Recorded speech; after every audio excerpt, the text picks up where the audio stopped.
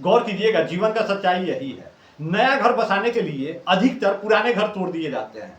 जब भी घर में बंटवारा होता है, पुराना घर साइड कर दिया जाता है, उसे यूजलेस समझ लिया जाता है, जबकि उसे आप लोग देखिए तो उसमें किसी का खून पसीना लगा होता है और कितने मेहनत से जो उस घर को बनवाया है, उसके पूरे जीवन का कमाई वही घर होता है, और उसे आप अपने कमाई के आगे ढक देते हैं, ये कहते हुए कि नहीं पुराना हो गया है और अब हम इसमें एडजस्ट नहीं हो सकते हैं।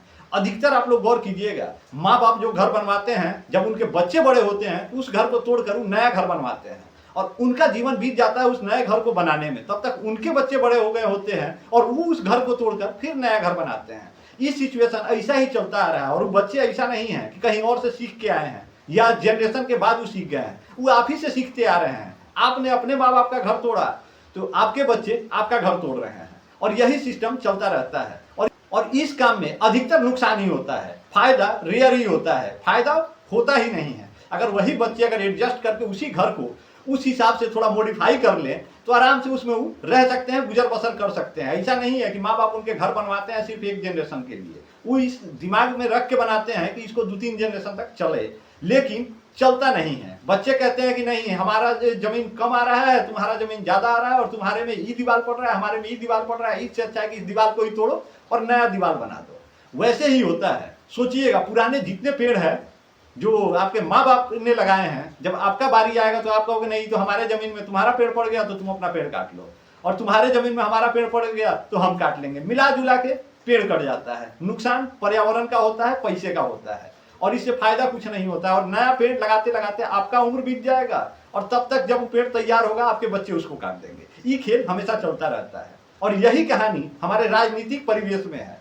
अब सोचिए, हम कहते हैं कि पुराना जो पेड़ है ना उसको हम पहले काट दें और नया पेड़ हमारे बस का नहीं है कि हम लगा लें। पहले हम कहते हैं कि आप नया पेड़ लगाइए, जब आपका पेड़ तैयार हो जाए ना, लगे कि हाँ अभी फल दे रहा है, तब आप पुराना का कंकाल और जो यूजलेस पेड़ है उसको काटिए, कोई फर्क नहीं पड़ेगा। लेकिन पहले पेड़ काट दीजिएगा और बाद में आप लगा नहीं पाइएगा तो उससे फायदा क्या है। और ये स्पेशली राजनीति में भी यही चीज असर करता है।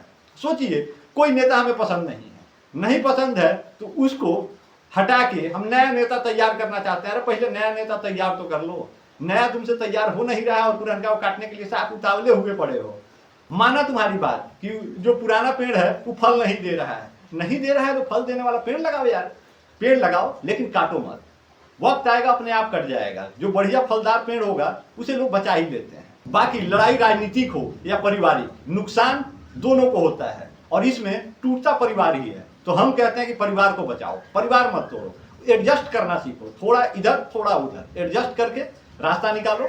और थोड़ा तुम्हारे जमीन में उसका पेड़ है, उसके जमीन में तुम्हारा पेड़ है, थोड़ा तुम्हारे जमीन में उसका दीवार है, थोड़ा हमारे जमीन में उसका दीवार आ जाएगा, क्या फर्क पड़ जाएगा। एडजस्ट करना सीखो यार, हर जगह उतावला नहीं होना चाहिए। बाकी अच्छा लगा हो तो शेयर करते जाइएगा, और ये खास करके सिर्फ पेड़ दीवार और घर के लिए नहीं है, ये पूरे देश के लिए है। हम लोग छोटा सा तत्काल फायदा लेने के लिए दीर्घकालीन जो फायदा दे सकता है उस पेड़ को हम लोग काट देते हैं।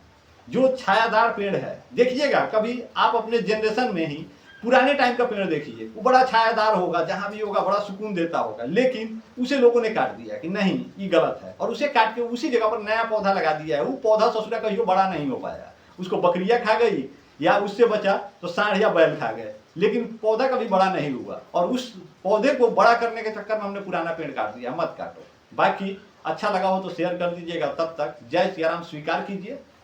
जय सिया राम।